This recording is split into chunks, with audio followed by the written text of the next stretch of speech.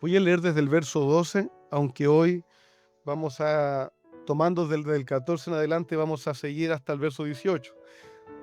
Filipenses 2, del verso 12 en adelante, dice: Por tanto, amados míos, como siempre habéis obedecido, no como en mi presencia solamente, sino mucho más ahora en mi ausencia, ocupaos en vuestra salvación con temor y temblor, porque Dios es el que en vosotros produce así el querer como el hacer por su buena voluntad. Haced todo sin murmuraciones y contiendas, para que seáis irreprensibles y sencillos, hijos de Dios sin mancha, en medio de una generación maligna y perversa, en medio de la cual resplandecéis como luminares en el mundo, asidos de la palabra de vida, para que en el día de Cristo yo pueda gloriarme de que no he corrido en vano, ni en vano he trabajado, aunque sea derramado en libación sobre el sacrificio y servicio de vuestra fe. Me gozo y me regocijo con todos vosotros, asimismo gozaos y regocijaos también vosotros conmigo. Amén. Señor amado, gracias por tu palabra, gracias por tenerla a disposición para nosotros, gracias por tenerla en nuestro idioma, gracias, Señor, por poder estudiarla con libertad. Le ruego ahora, Señor, que usted hable en nuestras vidas, Señor, como iglesia, como individuos, pero especialmente como iglesia. Señor, háblanos. Te ruego, Señor, que tu voz sea oída en nuestros corazones para que, Señor, te obedezcamos, Señor, y sigamos fielmente lo que tú nos has instruido. Oramos, Señor, por Cristo, nuestro buen Rey y Salvador. Amén. Bien, hermanos queridos, ¿cierto? Continuamos con lo que Pablo ha estado enseñando, el apóstol Pablo ha estado enseñando aquí en el capítulo 2, en este párrafo tan hermoso que viene, ¿cierto?, a continuación de aquel ejemplo de Cristo magnífico que hemos leído al inicio del capítulo 2. Pablo, ¿cierto?, está escribiendo y llevándolos a pensar en lo siguiente: sin importar si estoy presente o no, les encomiendo que se dediquen, veíamos eso la semana pasada, que se dediquen esforzadamente a crecer en aquella salvación que han recibido, ¿cierto? No en obtener la salvación, ocupados en la salvación, dedíquense a crecer en esta salvación que ya están, que ya han recibido, pues Dios es el que está produciendo continuamente en ustedes el deseo y la capacidad de realizar aquello que es su buena voluntad. Hermanos, debemos recordar que este llamado, aunque claramente debemos llevarlo a cabo en mi vida personal, cada uno, cada hermana que está oyendo, cada hermano, debe en su vida esforzarse y procurar crecer y avanzar en la fe. Es un llamado para nosotros como congregación. Pablo está hablándole a ellos como filipenses, que se mantengan unidos, que se mantengan humildes, que se mantengan cercanos, sirviéndose unos a otros. Así que este llamado es a crecer también en una humilde unidad como iglesia, perseverando delante del Señor, mirando a Cristo. Hermanos, de alguna manera la carta nos está diciendo: miren a Cristo, miren a Cristo. Él es el centro de nuestra predicación, Él es nuestra misión, Él es nuestra esperanza, Él es nuestro ejemplo, nuestra fuente, y manténganse unidos en Él. Manténganse unidos en Él. Queridos hermanos, casi pudiéramos, al seguir leyendo la carta, vamos a ver esto. Casi es, les guste a alguno o no les guste, estamos unidos en Cristo. Estamos unidos en el Señor. Si realmente somos hijos de Dios, estamos unidos, estamos conectados el uno con el otro en Cristo. Hermanos, así que este obrar y este esforzarnos por crecer en la salvación en que estamos debe hacerse en comunidad, en unidad. No como llaneros solitarios, sino que en comunidad, sin dejarnos unos a otros. ¿Y cómo resguardamos esta unidad? Como Pablo lo ha dicho: sin murmuraciones ni contiendas en medio de nosotros. Sin murmuraciones y contiendas de unos contra otros. Si vamos a servirnos unos a otros, si vamos a crecer en misericordia, si vamos a esforzarnos por seguir aprendiendo y creciendo juntos, debe ser una unidad humilde. No una unidad aparente, sino que una unidad humilde y sencilla, de una sola cara, sin murmuraciones y contiendas ocultas. Hermanos, si realmente estás sirviendo, perseverando, liderando, predicando por amor y para Cristo, esto no puede ser con murmuraciones y peleas en medio nuestro. La murmuración, hermanos amados, no es otra cosa que falta de amor, y especialmente falta de amor cristiano, así como las discusiones e enojos por cosas superficiales. El apóstol está diciendo, hagan todo, especialmente en cuanto al servicio del Señor, porque es lo que viene pensando el apóstol Pablo en su carta al escribir, hagan todo, especialmente en cuanto al servicio del Señor. Como iglesia, háganlo todo sin murmuraciones y sin pelear entre ustedes. Y el versículo 15 dice, para que sean irreprensibles y sencillos, hijos de Dios, sin mancha, en medio de una generación que es maligna y perversa, en medio de la cual resplandecéis como luminares en el mundo. Amados hermanos, este es el propósito de Dios para su iglesia, que en medio, y cuando hablamos, hermanos, de que este es el propósito de Dios para su iglesia, es que este es el propósito de Dios para usted que es un creyente, para usted que es una hermana que es creyente, un niño quizás, un joven que está conociendo al Señor. Este es el propósito para usted, que en medio de esta generación, de una sociedad que pervierte sus caminos, que se lanza al pecado, que hace y se trata de maneras malvadas, que se sirven unos a otros por deseo propio, que viven en rebeldía contra Dios. Hermanos, que en medio de esta generación, nosotros, el pueblo de Dios, seamos vistos como hijos que viven para su Dios en santidad y en amor. Hermanos, queridos jóvenes, nosotros no somos como el mundo, no podemos vivir como el mundo. Somos un pueblo distinto, un pueblo diferente. Si realmente conocemos al Señor, debemos ser absolutamente diferentes. Y aquí algunos traducen, incluso dice, en medio de la cual ustedes resplandecen como luminares. Algún traductor dice, es como que dijera, ustedes son estrellas en medio de un universo oscuro.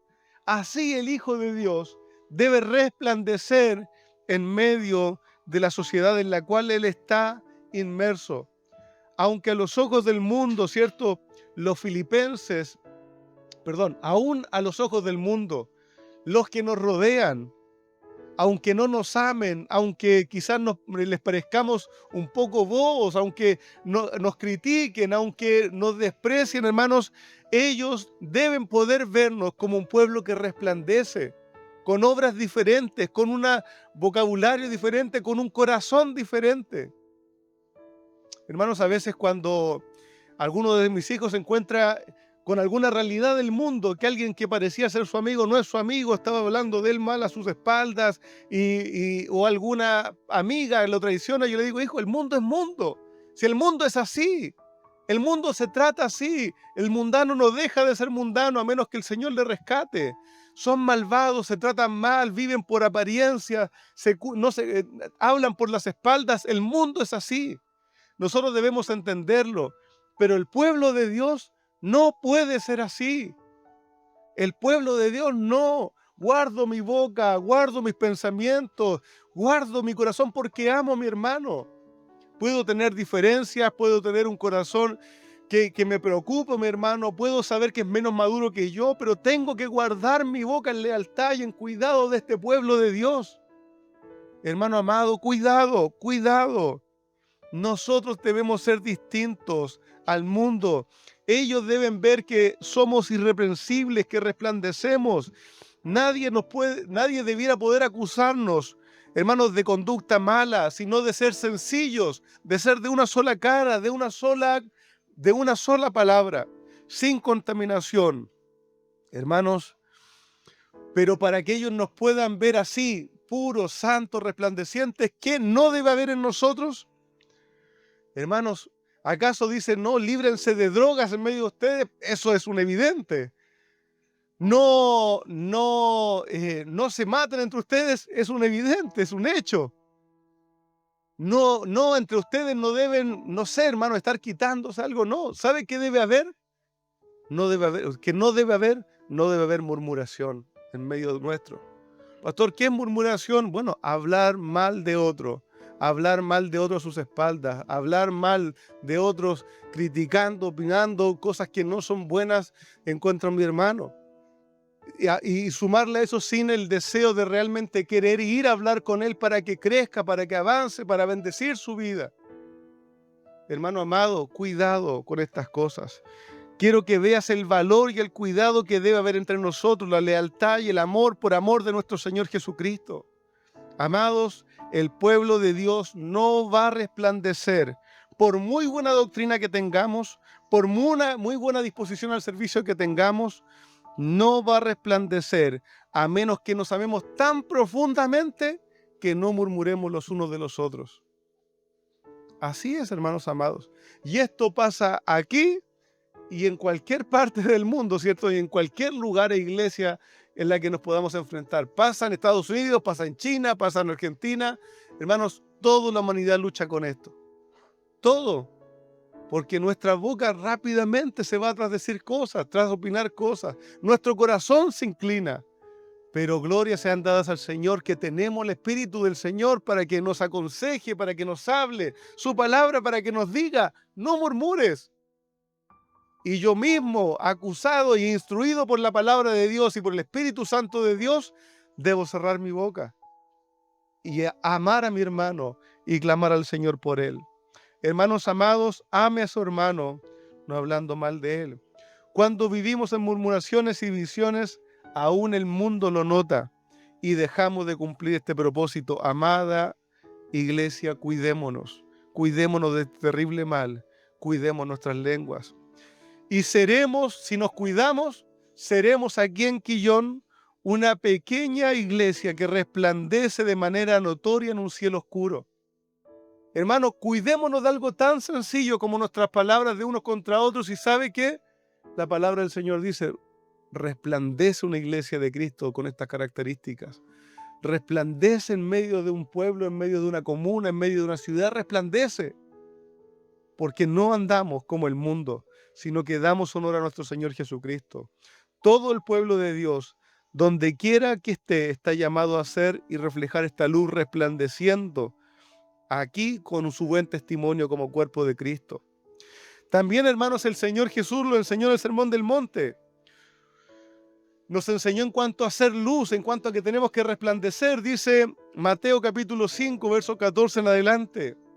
El Señor Jesús dijo, ustedes, vosotros sois la luz del mundo. Una ciudad asentada sobre un monte no se puede esconder, ni se enciende una luz y se pone debajo de un almud, de una fuente, ¿cierto? Sino que sobre un candelero y alumbra a todos los que están en casa. Así alumbre vuestra luz delante de los hombres. Mire, para que vean vuestras buenas obras y glorifiquen a vuestro Padre que está en los cielos. Amado hermano, ¿lo puedes ver? Dios quiere que su carácter resplandezca en el mundo.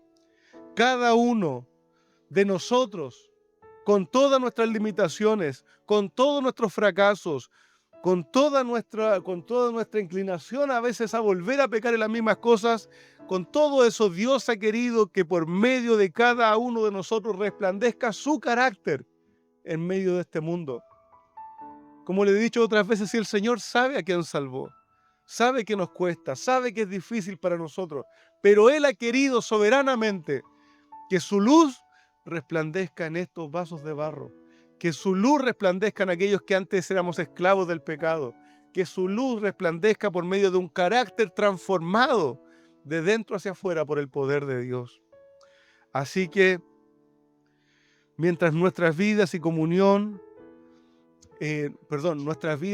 como pueblo de Dios va a mostrar ese carácter, va a mostrar ese resplandor. Mira cómo se tratan, mirad cómo se aman. Dijo el Señor que el mundo debiera decir, miren cómo se aman. Así resplandezca en nuestra iglesia la luz de Cristo. Hermano amado, la palabra del Señor dice, veíamos ahí en el versículo 15, dice, hagan todos sin murmuraciones y contiendas para que seáis irreprensibles y sencillos, hijos de Dios, sin mancha en medio de una generación maligna y perversa, en medio de la cual resplandecéis como luminares en el mundo, asidos de la palabra de vida. Hermanos amados, esta vida comunitaria de la iglesia resplandeciente, la vida santa que resplandece en el mundo, debe depender debe depender profundamente y continuamente de la palabra de vida, de la palabra del Evangelio, de la palabra del Señor.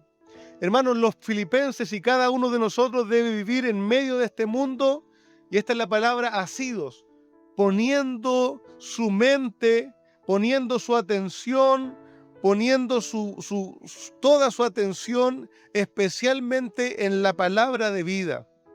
Hermanos, ¿cuál es esta palabra de vida? Creo que especialmente Pablo está teniendo en mente la palabra del Evangelio, como el Evangelio en sí, teniendo su mente siempre en el mensaje del Evangelio, en la palabra del Evangelio. Pablo les ha recordado la obra de Cristo recién, en unos párrafos anteriormente, y les va a llevar a Cristo una vez tras otra para que ellos estén poniendo su mente allí. Allí está nuestra esperanza, allí está nuestra doctrina, allí está nuestra profundidad. ¿Dónde? En el Evangelio de Cristo. El mensaje del Evangelio es en sí mismo la palabra de vida. Es el mensaje de Cristo, de la palabra hecha carne que nos da vida a nosotros por medio de su palabra. Amados hermanos, Pablo está diciendo, aférrense, estén atentos. Incluso esta palabra asidos puede significar tomando algo fuertemente y levantándolo para que los demás lo vean. Levantándolo en alto, como quien toma estas antorchas, ¿cierto?, en los Juegos Olímpicos y lo levanta frente a todos. Ahí también esta palabra se podría utilizar asido fuertemente y poniendo en alto esta palabra de vida que es el Evangelio. Esa palabra es nuestra esperanza, esa palabra que nos da seguridad y vida y no temor en la condenación. Esa palabra es la que nos impulsa a la santificación. El Evangelio es la que nos impulsa a la santificación. ¿Por qué? ¿Qué dice el Evangelio? Que Cristo murió por nuestros pecados. Entonces, ¿cómo viviré aún en ellos? Si Cristo murió por mis pecados, ¿cómo me voy a seguir entregando a ellos? ¿Cómo voy a seguir cayendo en las mismas cosas que me condenaban? Si Cristo murió por mis pecados. Hermanos, el Evangelio en sí mismo nos impulsa a la santificación y a una vida distinta a la del mundo. Aférrese a la palabra de vida, así como Pablo, así, hermanos, es lo que Pablo nos está exhortando. Amados, aférrese. Si alguien estuviese ahogándose y le lanzamos, hermanos, un salvavidas de esos redondos, quizás al principio lo va a manotear, no, se va a querer aferrar, pero al principio no va a ser fácil. Al principio le va a costar, al principio no va a saber quizás cómo usarlo por la desesperación. Hermano, no deje de tratar de alcanzar a aquel salvavidas porque no sabe cómo tomarlo a buena y a primera, porque no se aferró desde el primer día y nunca más se soltó. Hermano, siga intentando volver, recordar el Evangelio, siga una vez tras otra. Siga, no se suelte. Si somos criaturas, fracasamos, nos cansamos, pero siga aferrándose del Evangelio. Aquí Pablo nos lleva a poner la mente en el Evangelio. Pero también el Evangelio, hermanos, tiene una realidad presente. Hoy día el Señor nos salva y hoy día el Señor nos ha librado de nuestros pecados, pero también el Evangelio nos da una esperanza futura. Un día, no solo en esta vida, sino que un día nos encontraremos con Cristo para estar para siempre con Él, para estar en la gloria por siempre con Él. Hermanos, el Evangelio no es solo para esta vida y para este tiempo, no es solo para mi transformación aquí y ahora, sino que si somos de Cristo, nosotros creemos en la vida después de la muerte. Creemos en, si es que un día no morimos y el Señor viene, que continuaremos viviendo eternamente con Él. Hermanos, y el Evangelio nos pone de nuevo la vista allí. Y Pablo también les va a querer motivar con la idea de que un día nos presentaremos delante de Cristo. Dice el verso 16. Dice el verso 16, asidos, tomados de la palabra de vida, para que en el día de Cristo yo pueda gloriarme de que no he corrido en vano ni en vano trabajado. El apóstol está diciendo, ocúpense de vivir plenamente su salvación para que resplandezca en medio del mundo aferrados a la palabra de vida. Así, si viven de esa manera, yo estaré orgulloso en el día de Cristo. Y permítanme hacer la aclaración, es la idea de estar contento, de estar agradado, un orgullo, digamos, sano. Yo estaré gozoso, yo podré estar feliz de que el fruto de mi trabajo es otros creyentes presentándose gloriosos delante del Señor.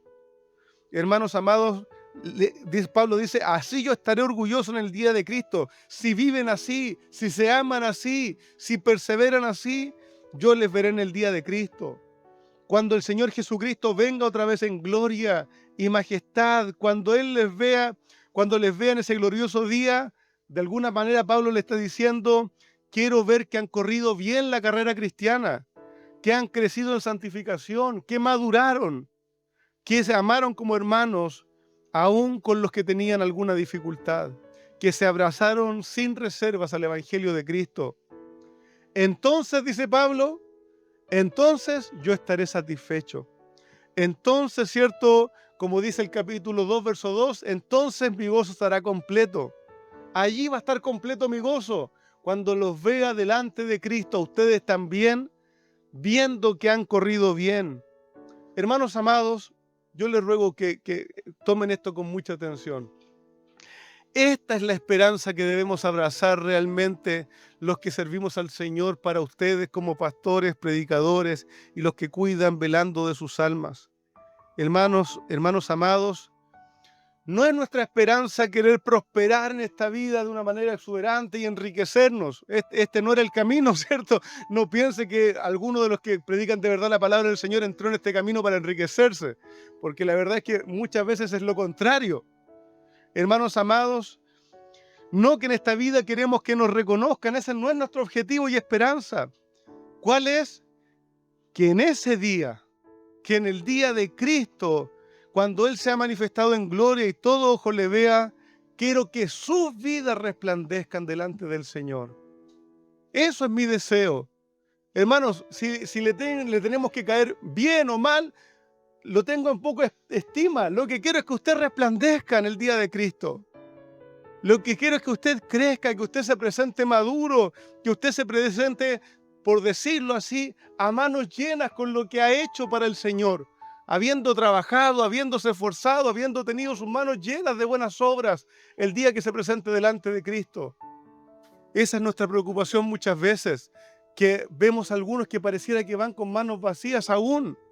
Hermano, si usted ha sido salvado, hoy día es para que sirva al Señor, para que crezca, para que avance, para que predique el Evangelio, para que crezca en santificación. Ese es nuestro deseo más profundo. Hermanos, quiero que en ese día usted resplandezca y pensaba, quiero ver a alguno de ustedes con la corona incorruptible que dice, ¿cierto? 1 Corintios capítulo 9, verso 25, de aquellos que se abstienen de todo por correr la carrera cristiana. Quiero ver a alguno de ustedes con la corona de vida que dice Santiago, ¿cierto? Que dice, aquel que soporta la tentación le será dada la corona de vida. Alguno de ustedes que resplandezca en Cristo con la corona de justicia que le dará el Señor a los que aman su venida, dice 2 de Timoteo. Hermano amado, usted entiende que se va a presentar delante del Señor y que sus obras, hermanos, van a ser juzgadas y usted va a ser salvo probablemente, pero ¿con qué se va a presentar delante del Señor? ¿Se ha abstenido, se ha santificado, ha esperado la venida del Señor, ha soportado la tentación? Esa es mi preocupación. Hermano amado, ¿cómo se va a presentar usted delante del Señor?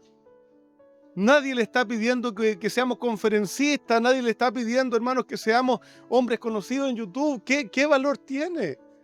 Pero sea un hombre santo, una mujer que ama al Señor, que persevera en la oración, que predica el Evangelio, que espera la venida de Cristo, que se entrega por el Señor. Hermanos amados, esa es nuestra preocupación. Yo quiero que usted resplandezca en el día de Cristo. Hermano, me preocupa que a usted no le interese o que alguien no lo tenga en mente. La esperanza cristiana tiene que ver con esto.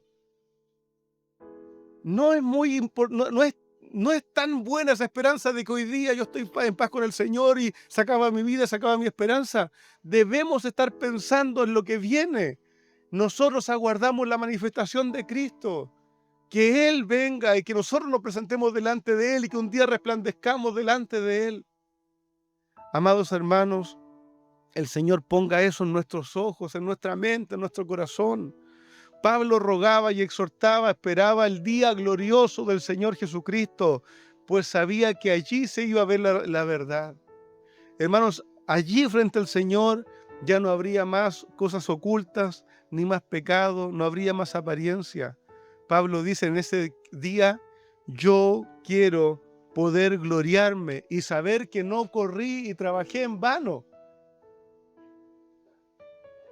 Pablo está diciendo de alguna manera, si he sufrido, si he trabajado arduamente, si he corrido, si aún estoy sufriendo, no quiero que sea por nada.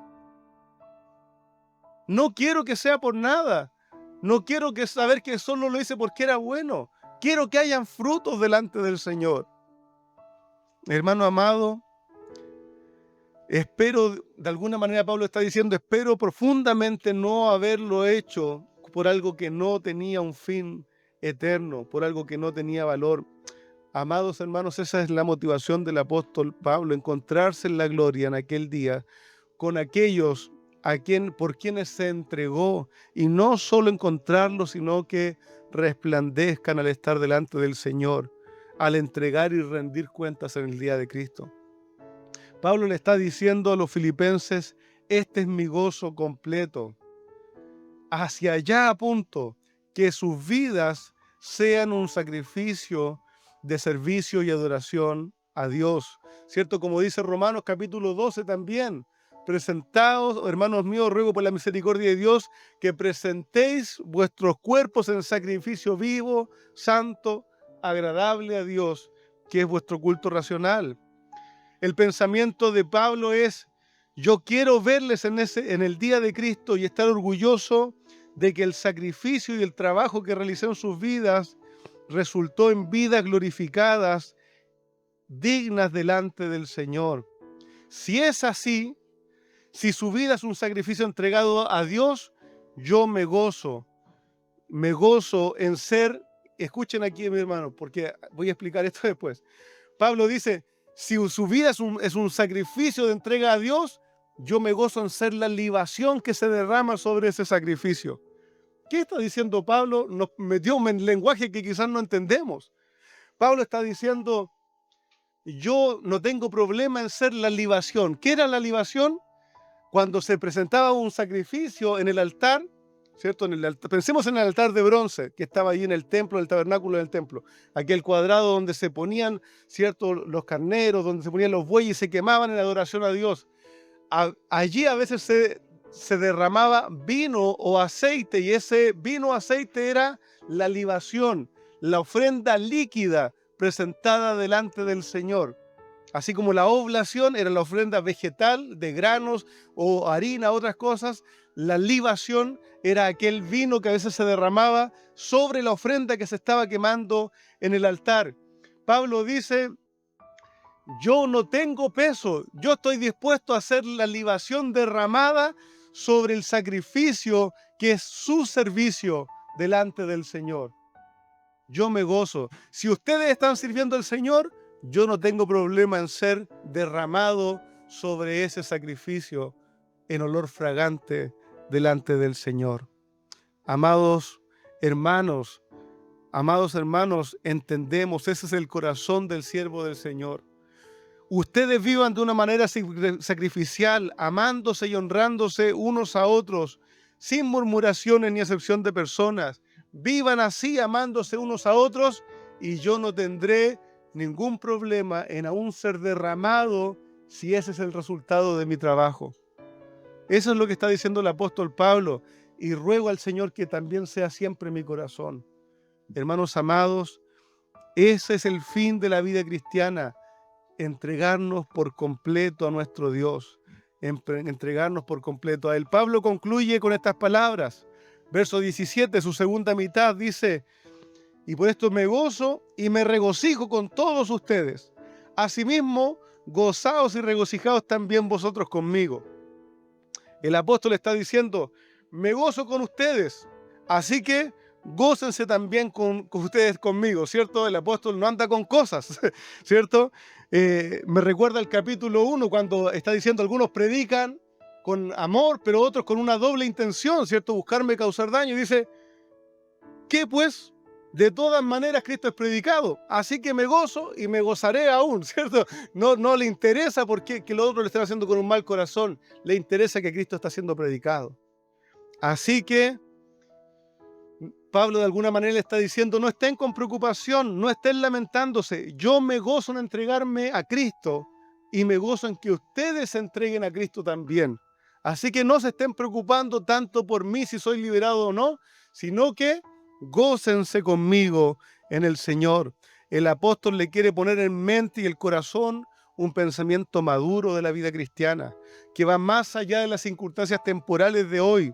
Lo que nos llena de gozo y el gozo que compartimos es que Cristo sea exaltado, es que Él sea predicado, es que lo honremos a Él con nuestras vidas aquí y que le esperemos anhelosamente en su manifestación gloriosa. Hermanos, nuestro gozo es unirnos en exaltación de aquel que fue humillado, de aquel que fue entregado a humillación, pero que no quedó allí humillado ni sepultado, sino que resucitó al tercer día. Y no solo eso, sino que fue exaltado a la diestra del Padre. Y no solo eso, sino que se le dio un nombre por sobre todo nombre, para que en el nombre del Señor Jesucristo se doble toda rodilla de los que están en los cielos, en la tierra y debajo de la tierra. A Él sea la gloria, hermanos, por los siglos de los siglos. Amén. Amén, hermanos. Hermanos amados, este es el gozo del siervo del Señor, que la iglesia del Señor caminen juntos, amándose y sirviéndose, sobrellevándose los unos a los otros en el amor de Cristo, no en un amor humano y carnal, sino que en el amor de Cristo, porque yo fui amado, amo a mi hermano y camino con él porque sé que la eternidad la voy a compartir con él. No con los que me caen bien, no con los que me gustan, sino con los que Cristo ha comprado por su sangre preciosa. Así que me sujeto a ese amor y me gozo en lo que Cristo se goza. Y me gozo en la esperanza que el Señor Jesucristo me ha dado, que un día le veré. Y ya no le veremos en esta carne y en esta corrupción, sino que le veremos transformados para heredar vida eterna con Él. El Señor nos bendiga, hermanos.